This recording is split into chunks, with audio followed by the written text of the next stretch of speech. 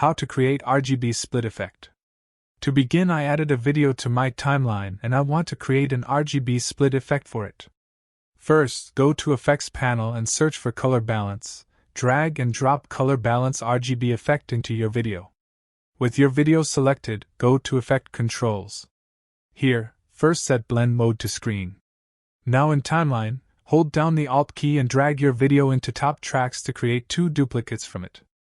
Now select your middle clip and use Alt and right arrow keys on your keyboard to move it 2 frames forward. Then select your top clip and move it 4 frames forward. Now with Razor tool, cut the extra parts. Then with Selection tool, select extra parts and delete them.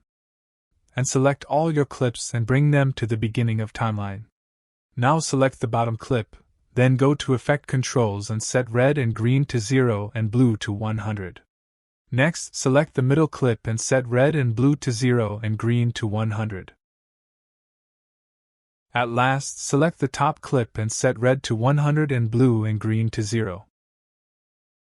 Now we have this nice RGB split effect. Anyway guys, thanks for watching and I hope you found this useful.